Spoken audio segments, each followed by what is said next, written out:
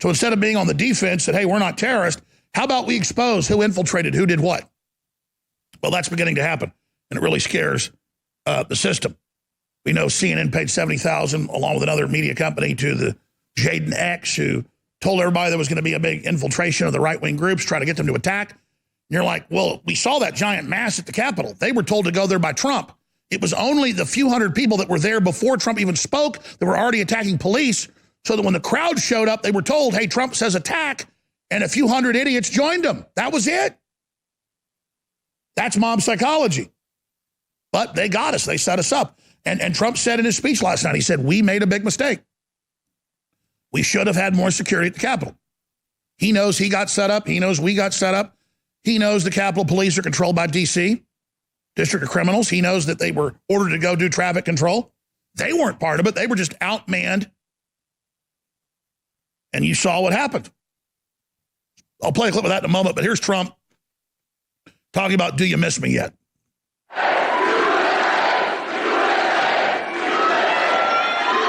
Well, thank you very much. And hello, CPAC. Do you miss me yet? Do you miss me yet? And of course, he went on to say, I may run and win for a third time. Then he got into Chinese fraud. We've already played that earlier. Let's go to Trump calling into Fox News, saying Pelosi rejected Trump's request for 10,000 National Guard troops on day of Capitol riot. And what's crazy is this morning when I saw this, I saw headlines saying Trump's lying. Bill Barr says Trump never requested it. He was on the damn news requesting it last summer and again right before the riot. I mean, I sent the news articles to my producers. I have them right here. You all remember that. That's the level of gaslighting that they're engaged in here.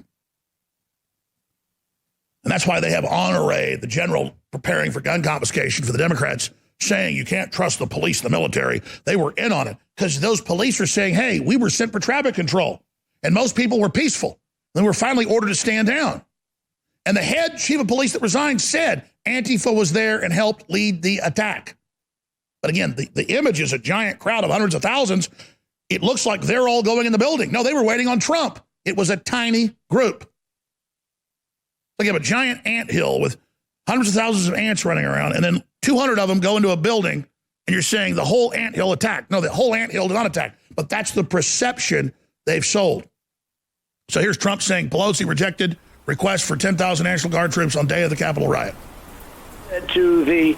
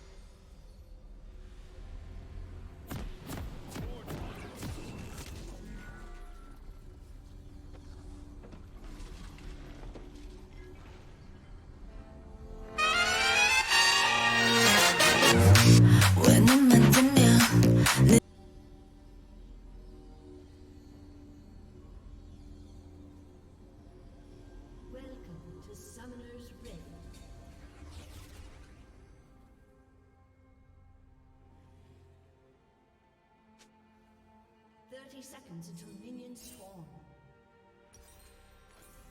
Never forget why we fight.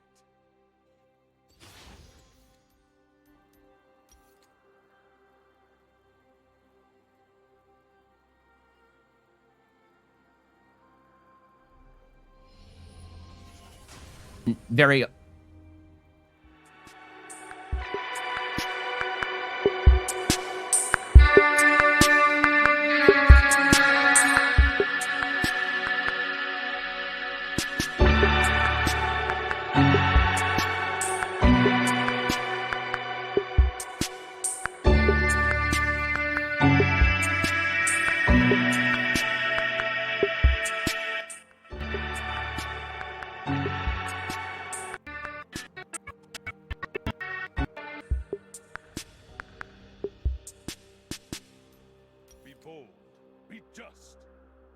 Chris Cuomo finally realizes that covering his brother Andrew for CNN is a bad idea. Dr. Seuss is canceled in Virginia, and Joe Biden pursues reparations. I'm Ben Shapiro. This is The Ben Shapiro Show.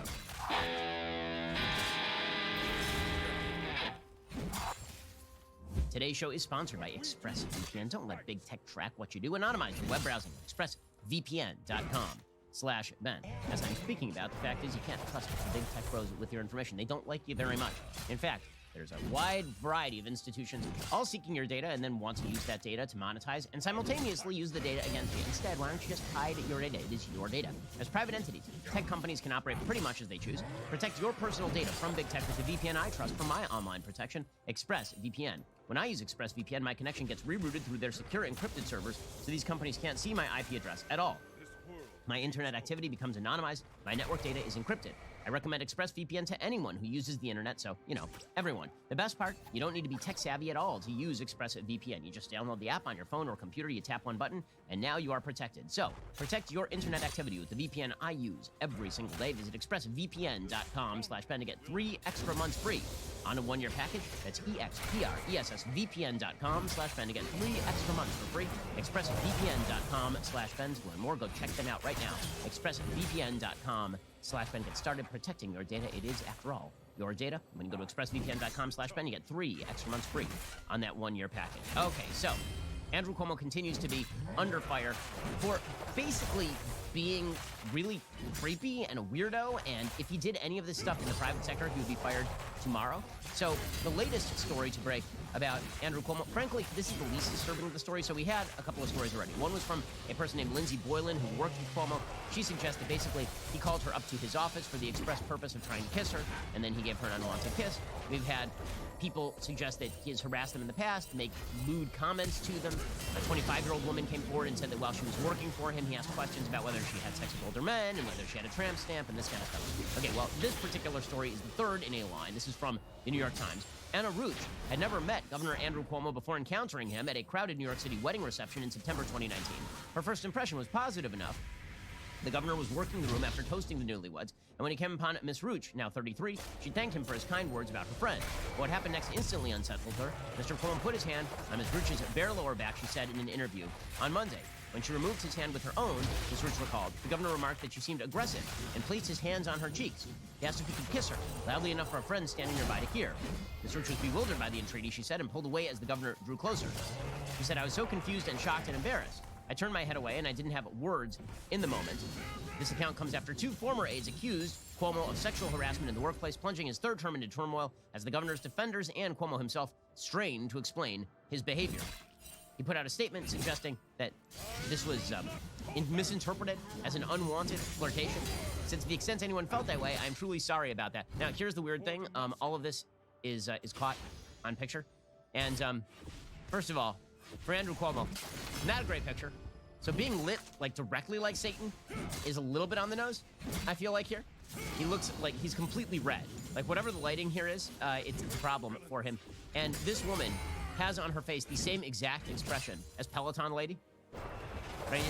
It looks as though Andrew Cuomo is about to perform the scene from The Dark Knight in which the Joker asks Maggie Gallagher if she wants to know how he got that smile. It's very weird, very, very weird. Now, there are gradations of behavior that are, the end of your career. The gradations of the behavior range from, Harvey Weinstein, like actually rape people, to an unwanted kiss, to he asked her and she said no, and then he let go of her head. Now, number one, as the practicing Orthodox Jew in your life, let me tell you, you shouldn't be touching people without their permission, ever, okay? That is also the moral thing to do. I am not somebody who does this. In fact, I've been mocked in the past for doing the Keanu Reeves hover hand in pictures, right? I don't want to touch people without their permission. And so in long rope lines of people where I'm taking pictures with people, you'll very often see my hand kind of above their shoulder because I don't really want to touch people, right? It's not really a thing. And I think, frankly, that politicians and public figures should engage in the Keanu Reeves hover hand. He's sort of famous for this. Andrew Cuomo is not just a hugger, he's a kisser, apparently. And he goes directly in for grabbing this lady by the head, which is a very aggressive and weird move.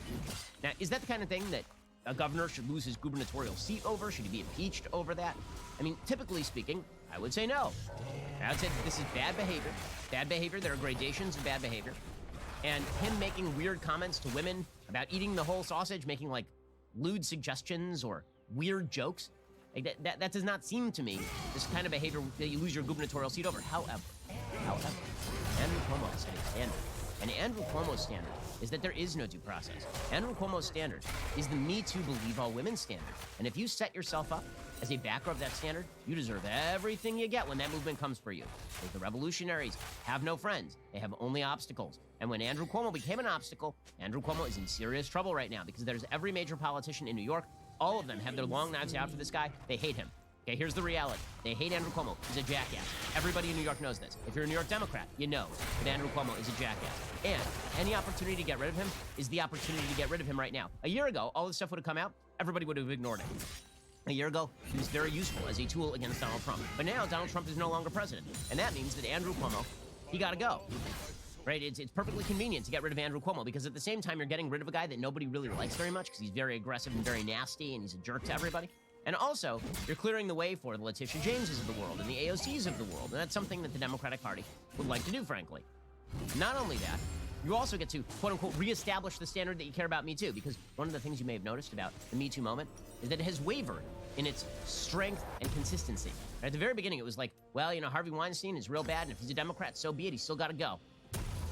And then it started to waver just a little bit, right? If it was Tara Reid accusing Joe Biden of something, well, then we just sort of black out those accusations. They don't matter very much.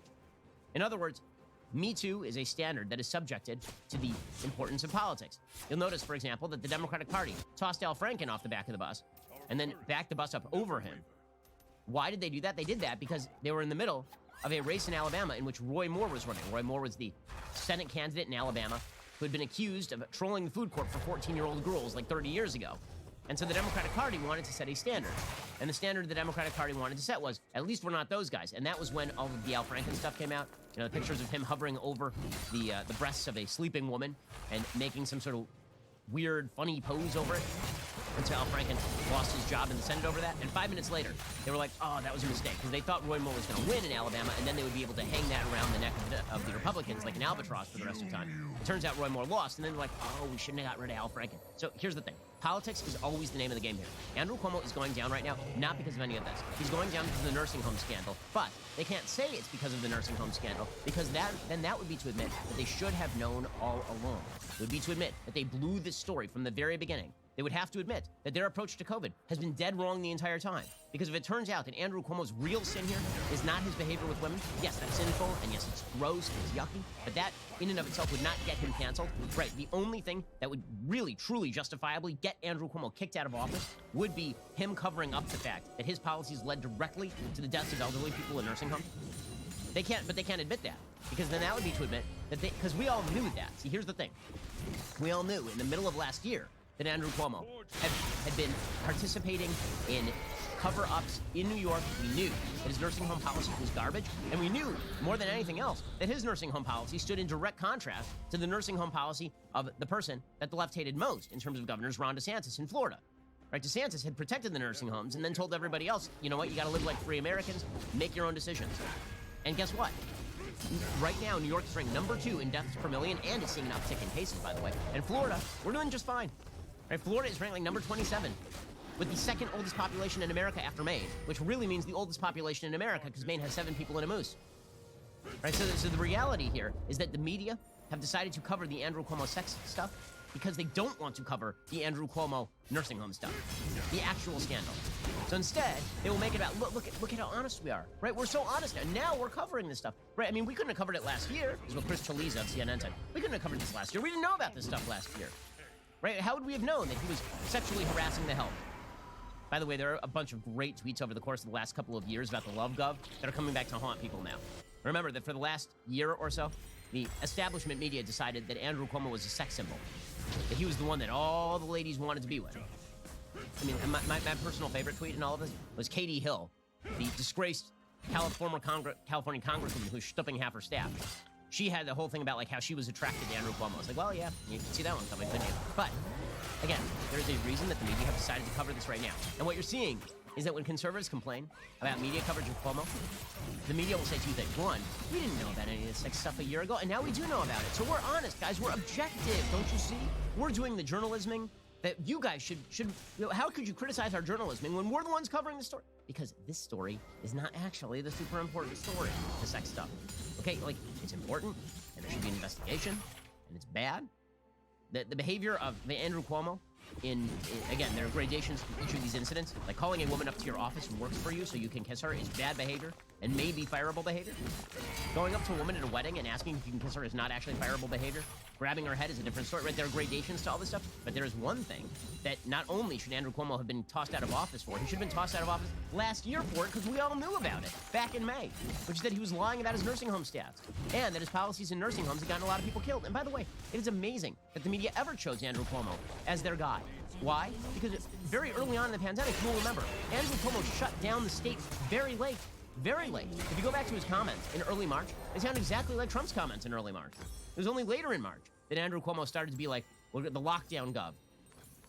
So, again, everything being about politics and nothing being about truth is a very simple rule to watch in action. And you can see it most of all when it comes to the media coverage from his bro. I will never say he's Fredo, because I've heard from Chris Cuomo that it is somehow racist to call him Fredo, like the dumber brother from The Godfather. I don't know how. He said it was like using the N-word, which is a weird take. But in any case, not Fredo over here, right? Chris Cuomo, he was doing for a long year, a comedy Smothers Brothers routine with his bro. He was doing this routine where he'd bring him on and he'd have a giant Q-tip. And he'd go, my brother is the greatest governor in America. I'm so proud of him. He's just amazing. Chris Cuomo was doing this for a year. And CNN not only let them cover it this way, they promoted it. And it was, look at Chris Cuomo interviewed his own brother. Now, there were those of us who said, isn't it a conflict of interest that you're covering your own brother? Like, isn't that just a little bit of a conflict? I mean, this is a time when news is kind of important, and we want to know what the best policies are, and we want to know about his actual performance as governor. And instead, we're getting Mom liked you best routines from Chris and Andrew. And well, now is Chris Cuomo going to cover the fact that his brother is enmeshed in the sexual harassment scandal? No, don't be silly. That would be a conflict of interest, you see. See, here's the thing. It's not a conflict of interest when you're praising your brother. It's a conflict of interest when you would have to criticize your brother. But you're as Chris Cuomo saying, I can't cover any of this. It's a conflict of interest. His journalisming comes out again. Obviously, I'm aware of what's going on with my brother. And obviously, I cannot cover it because he is my brother. Now, of course, CNN has to cover it. They have covered it extensively, and they will continue to do so. I have always cared very deeply about these issues, and profoundly so. I just wanted to tell you that. There's a lot of news going on that matters also, so let's get after that. Oh my God. Like, the fact that CNN thinks they can get away with this, I mean, I'm going to repeat the words very slowly for those of you who continue to think Andrew Cuomo is a good governor and vote for Democrats thinking that they actually care about you. I'm going to repeat this very slowly for you guys, okay? Quote, obviously I cannot cover it because he is my brother. Direct quote from Chris Cuomo about his brother Andrew enmeshed in a sex scandal. Obviously I cannot cover it because he is my brother. So, question, were they brothers last year? I seem to remember them being brothers last year. In fact, I believe that they were brothers since their youth. I don't think they recently became brothers, like in the last couple weeks or so. And was Andrew Cuomo kind of relevant to the political conversation at any point in here? I feel like probably he was. Was he not? I mean, they were literally talking about replacing Joe Biden on the ticket with Andrew Cuomo if Biden should falter. So I feel like it was kind of relevant. But here's the thing about our media. They don't give two damns about the truth. They don't care. Okay, they don't. All it is about for them is the narrative. The narrative last year is that Andrew Cuomo was good, Donald Trump was bad.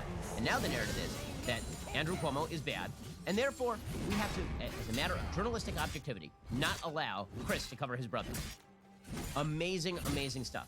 And let me just say this. When it comes to the rest of the CNN crew over there, they are all Chris Cuomo when it comes to the Democratic Party. As Chris Cuomo is to Andrew Cuomo, so CNN is to the Democratic Party. They are brothers in arms. They agree with the agenda. They are sycophants. And they are covering the people that they love.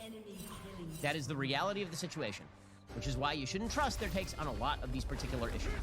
Okay, in just a second, we're going to get to the continuation of the fragmentation of our culture. And I want to talk a little bit about what's going to go down over the next week or so, because next week, the trial of Derek Chauvin in the alleged murder of George Floyd is going to begin. So So we'll get to what is going on in Minnesota. It's getting spicy over there. First, spring is springing, and it's the perfect reminder to tidy up and get your life in order. Why not start by protecting your family with life insurance? Policy Genius can help you compare top insurers in one place and save 50% or more in the process. Once you find your best option, the Policy Genius team will set up a new policy for you and answer any questions you have along the way. Here's how you can get started. First, head on over to PolicyGenius.com. In minutes, you can work out how much coverage you need and compare quotes to find your best price. Policy Genius makes it easy to compare policies from as little as $15 a month. You might even be eligible to skip that in-person medical exam. Since their licensed agents work for you, not the insurance companies, there is zero hassle. If you hit any speed bumps during the application process, Policy Genius will take care of everything. And that kind of service has earned Policy Genius a 5-star rating across thousands of reviews on Trustpilot and Google. The best part? All the benefits of Policy Genius, the comparison tool, the handling of paperwork, the unbiased advice, totally free to use. So, while you're tidying up around the house this spring, why not get your life insurance organized as well? You could save 50% or more by comparing quotes. Feel good knowing that if something happens, your loved ones will be taken care of. Go to PolicyGenius.com to get started. Policy Genius, when it comes to insurance, it's nice, quite important to get it right. Okay, so over in Minneapolis, all hell is about to break loose over the next couple of weeks. According to the Daily Wire, Ash Scow reporting, the Minneapolis courthouse that will feature the trial connected to George Floyd, who died while in police custody on May 25th, 2020, has been, quote, turned into a veritable fortress, according to the New York Post. Jury selection begins on March 8th for the trial. That is where Derek Chauvin is charged with murdering Floyd. The Post reports that Hennepin County District Court has, quote, been ringed with concrete barriers, security fencing, and barbed wire. This is in addition to increased security in the area, including Minneapolis police, Hennepin County Sheriff's deputies, Minneapolis State Troopers, Minnesota State Troopers, and the National Guard. Minnesota Public Safety Commissioner John Harrington said, we're not going to be caught flat-footed. Apparently, the Post reported that Minneapolis authorities have, quote, been hatching security plans for the trial since July, when outrage over Floyd's death on May 25th while in police custody sparked massive protests worldwide. Minnesota Governor Tim Walz, a Democrat, sought to assure residents, saying, quote, there's going to be very high emotion on all sides of this, and we will be prepared. Apparently, according to the mayor of Minneapolis, as many as 3,000 law enforcement personnel could be deployed before the case goes to a jury. It's not just the courthouse that's being prepared for unrest. The city jail, city hall, also being reinforced with fencing, barbed wire, and barriers.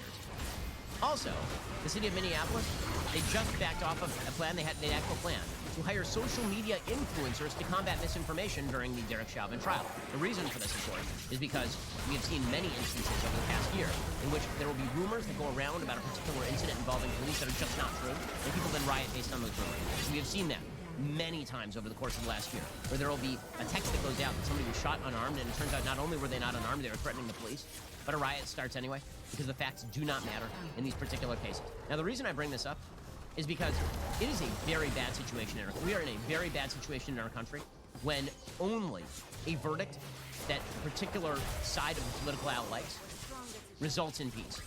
Right? In other words, if Derek Chauvin gets convicted of second-degree murder, which I think is an overcharge, legally speaking, this looks more like third-degree murder to me, if that at all, right? Like, there's a better case for excessive force than either of those two. Frankly, I think that Chauvin has a fairly strong defense here. I mean, just on a legal level, put aside the morality of what Derek Chauvin did, Chauvin on a legal level is going to have a fairly strong defense here. And I'm just warning people about this right now, because the way the media are going to portray this is if Derek Chauvin gets off, then it's going to be because the system failed and your eyes are... You can trust your eyes when you watch that tape, but you can't trust the system. Derek Chauvin's defense is pretty straightforward here. His defense is going to be that George Floyd had enough fentanyl in him to kill a horse. Okay, that is going to be his claim. And there's going to be fairly good evidence for that. There was a medical autopsy done after George Floyd died. The medical examiner said explicitly that if George Floyd had been found dead in his house with that level of fentanyl in his blood, then he would have immediately declared it a drug overdose. The medical examiner in that particular case struggled to find evidence that the knee on the neck of George Floyd is what actually caused his death. There's good video evidence from before the actual 8-minute clip that everybody has seen that George Floyd was acting in extraordinarily erratic ways, that he was resisting arrest, that he appeared to be suffering from a condition that is known in the police community as excited delirium, where people are high on drugs and then their heart rate starts to rise extremely fast. They start to act very, very erratic. And then if they have underlying health conditions in any way, then in certain instances they die of that underlying health condition. The Minneapolis statute with regard to police use of force do allow the kind of hold that Chauvin was using on George Floyd. George Floyd explicitly asked not to be put in the car. They tried to push George Floyd into the car. He said he wanted the windows open. They opened the windows for him. He then pushed his way out of the car. And then he said he wanted to be outside the car, at which point they held him down. And again, just medically speaking, if somebody says that they cannot breathe, if you can say that you can't breathe, that typically means that you can actually breathe.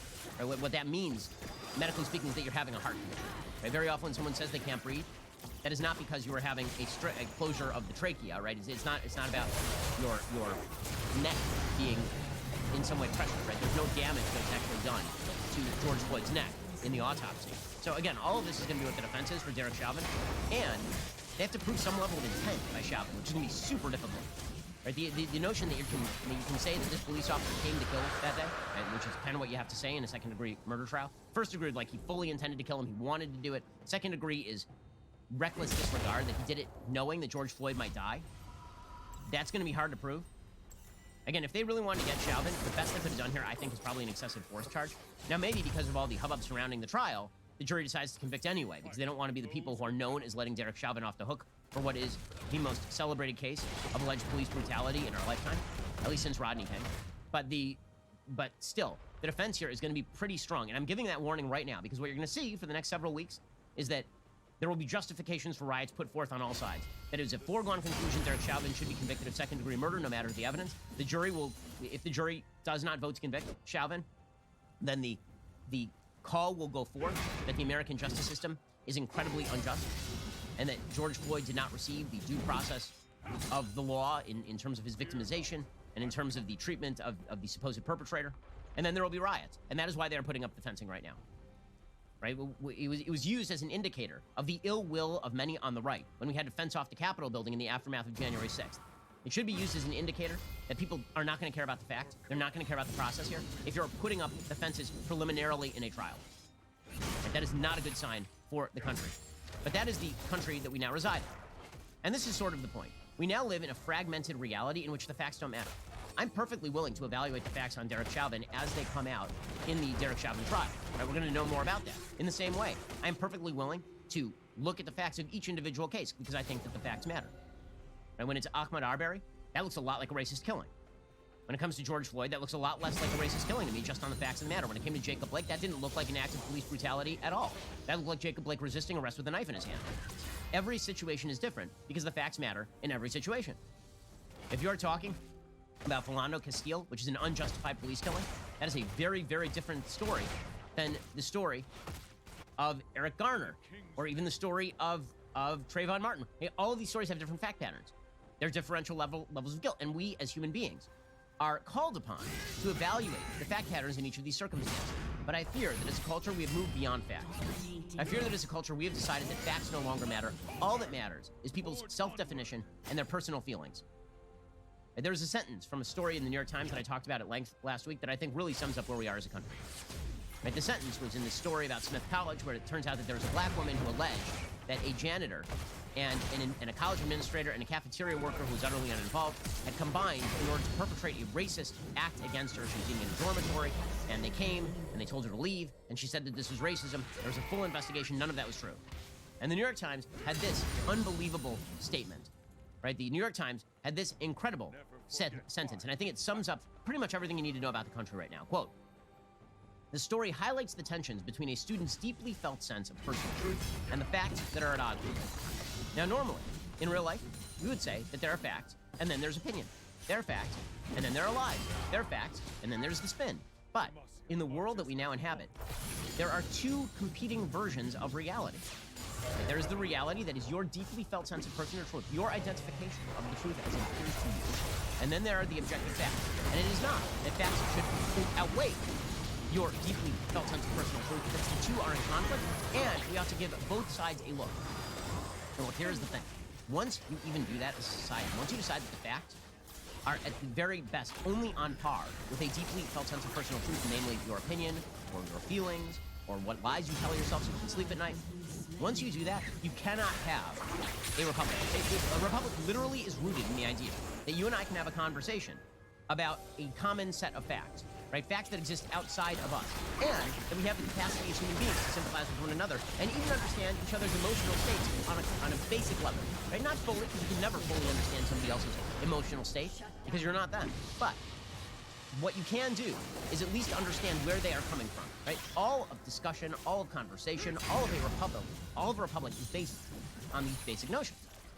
We have now cut against all of those basic notions. Because if I appeal to facts in a given situation, that in and of itself is considered discriminatory. It is considered as though I am doing something bad to you. And you see this most clearly in the realm of the transgenderism debate, in which somebody declares that they are a member of the opposite sex. And I say, well, the facts are against that because you are not, in fact, a member of the opposite sex. And they say, you are infringing on my liberty by citing fact. Stop your citation of facts. You are not allowed to cite facts. In fact, you should be banned for citing those facts. That is a perfect example of a society in which your identification, your notion of self is deeply tied into rejecting facts that are objectively verifiable about the world. And once that happens, you can't have a conversation.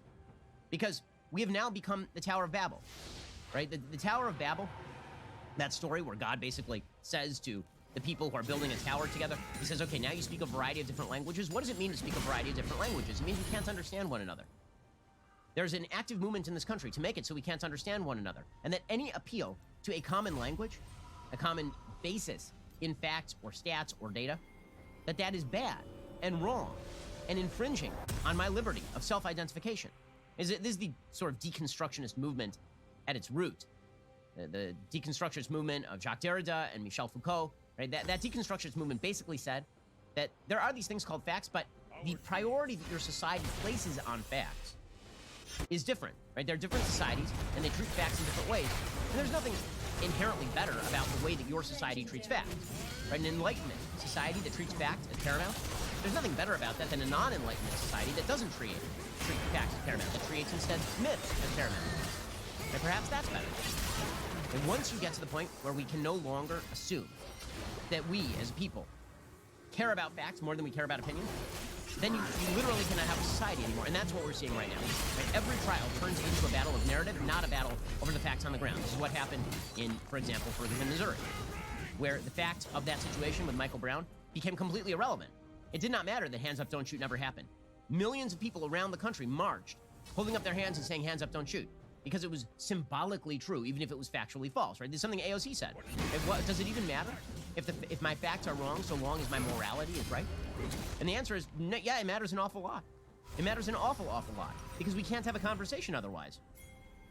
If facts are merely a reflection of how your society sees truth, then facts really have no claim that is superior to any other claim.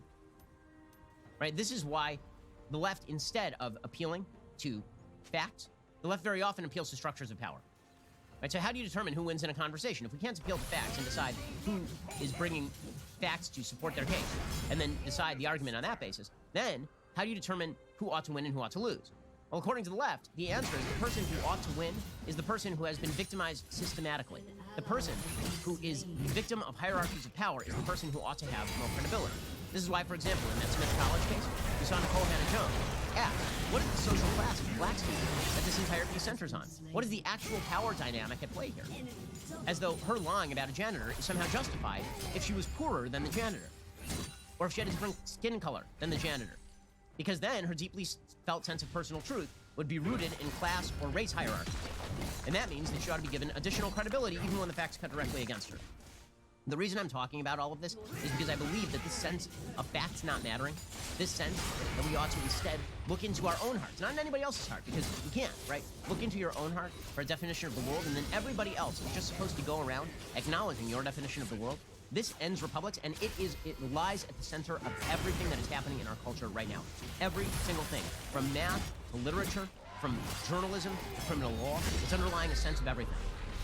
Facts are no longer of import. I've long had this tagline, facts don't care about your feelings. The reality is that at this point we are now in a completely reverse situation in the United States where feelings don't care about your facts. Facts are irrelevant. Facts are of secondary concern, and in fact, if your facts conflict with feelings, then your facts ought to be thrown out.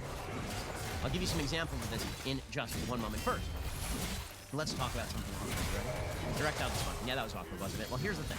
You don't want to talk about it? Well, you still have to go get the medication you need for it. I mean, it's a medical problem. It's not just going to go away on its own because you don't feel like talking about it. Well, with Roman, you get a free online evaluation and ongoing care for ED, all from the comfort and privacy of your home. A U.S. licensed healthcare professional will work with you to find the best treatment plan. If medication is appropriate, it ships to you free with 2-day shipping. The whole process is straightforward and discreet. Getting started is really easy. Just go to GetRoman.com/Ben. Complete an online visit. Take care of your ED without leaving your home. Complete that online visit today. Connect with a healthcare professional, get it taken care of. A lot of people have a lot of medical problems that they tend to ignore just because it's uncomfortable to talk to a doctor about it. Here's the thing. Get Roman makes it easy and quick and discreet and inexpensive. So what exactly are you waiting for? Just get an annoying problem solved. Go to GetRoman.com/Ben right now. You get $15 off your first month. It's time to take care of that ED. Remember, get started today. You save $15 on your first order of ED treatment at GetRoman.com/Ben. Alrighty, and in just a second, we'll get to some examples of how the facts no longer matter, how a basis in logic and reason no longer matters. Here's the thing. This ties into a broader thing that we're doing here at Daily Wire. There are a lot of narratives around hot topic issues. It's hard to keep track of all the new BS narratives the left is pushing any given day. Right now, obviously, the left is pushing the idea that men are women and women are men, for example. It is difficult to respond to these arguments because the standards are constantly shifting. Trying to argue with people on the left very often feels like trying to nail Jell-O to the wall. And honestly, the only thing you can do is create a solid argument of your own that is based in facts and based in research and based in the data. That can be pretty time-consuming. Well, we're doing it for you. This is why I've launched a new show. It's called Debunk. It's a new show I'm hosting every Friday. The point of the series is to provide you with a breakdown of popular fallacies pushed by the political left. I've done the research. I know the data. I've done the work for you. I walk it through in 15 minutes or less on a different topic every single week. Last Friday's episode covered minimum wage. I'm sure you keep hearing this argument that a minimum wage will give you a living wage. It's a living wage.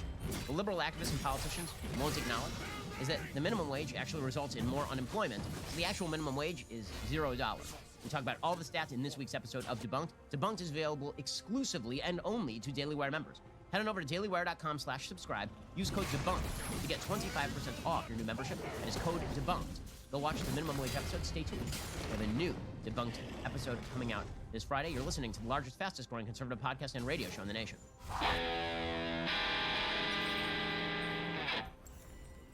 Alrighty, so let's talk about some examples where the facts don't matter. So the perfect example of an area where facts do matter and where there are correct answers is math. Right? Math is a very easy one. We should all be able to agree literally that 2 + 2 = 4. It should be something very, very easy. Well, John McWhorter, who is a black professor of linguistics, very famous in his field, he has a piece over at Substack titled, "Is it racist to expect black kids to do math for real?" It says there's a document getting around called Dismantling Racism in Mathematics Instruction, a guide put together by a group of educators. It has a black boy on the cover.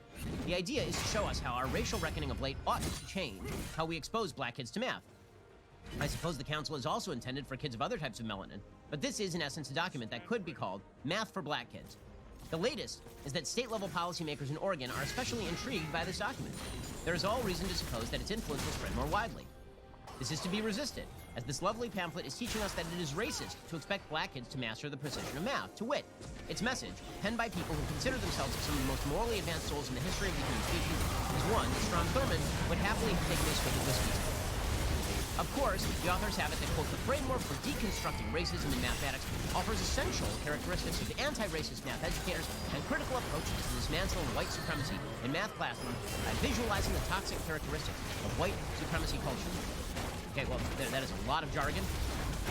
Whenever the left talks about deconstructionism and why facts don't matter, they use all this jargon, right? They're talking about hierarchies of power and anti-racism. By anti-racism, they mean disrupting those quote-unquote hierarchies of power. Dismantling white supremacy is code for we don't like things, and therefore we're just going to say that they're white supremacist. Translated, says John